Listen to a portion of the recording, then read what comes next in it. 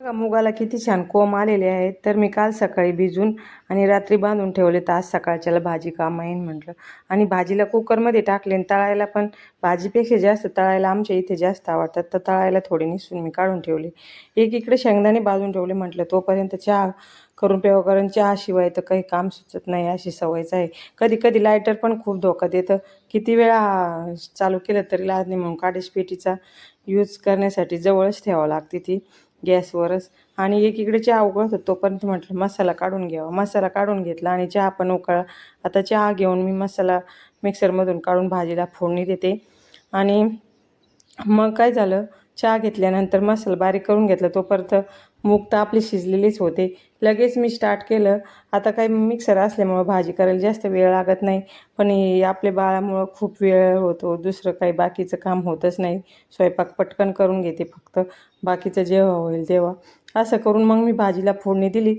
आणि मला पीठ पण मळायचं होतं, तर एकीकडे भाजीला फोडणी देऊन घेतली आणि पीठ मळून घेते. म्हणजे काय होतं ना, थोडा वेळ देता येतो आपल्याला पिठाला, तेव्हा तोपर्यंत ते भिजतं. मला काही जास्त भाजी करत नाही मी, दोघापुरतीच भाजी असते, त्याच्यामुळं थोडीशीच भाजी करते. ते मूग बघा किती छान शिजलेले आहे. कुकरला एक जरी शिट्टी घेतली आणि ते नरम असतात ना, खूप पटकन शिजून जातात. जे तळायचे असते ना, ते इतके शिजलेले नाही लागत, त्याच्यामुळे मी ते तळायचे नंतर कढईमध्ये टाकून तळून घेणार आहे.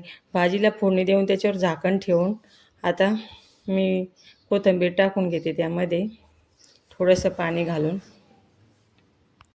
ते कसं असतं ना, घरात जाव वगैरे कोणी असलं ना, तर मग एकजण भाजी करते, एकजण पोळ्या करतं. तर असं आमचं पहिलं रुटीन होतं. पण आता ही शेवटची पिढी असेल कदाचित, की एखादीला जाव असेल किंवा नसेल. कारण आता 2च मुलं होतात आणि 2 मुलं जर नसली तर एक मुलगा किंवा मुलगी असतो. त्यामुळे एकटीलाच सगळं करणं किती जड जातं हे तेव्हाच कळतं, जेव्हा आपण सेपरेट राहायला जातो. जोपर्यंत कुणाचा आदर आहे तेव्हा माणसं नको नको होते, पण जेव्हा आपण एकटं राहतो ना, तेव्हा कळतं की माणसं हे आपल्यासाठी किती महत्त्वाचे असतात ते. कारण कधी दुखलं खुपलं तर कधी पण आपल्या जे आसपास असतात तेच आपल्याला कामं येतात. तर भाजीला छान उकळी आल्यानंतर मी आता लाटून घेतले आहे पोळ्या. पोळ्या खूप फास्ट लाटून घेतल्या, कारण रोजच मला गडबड होते पोळ्या करायच्या.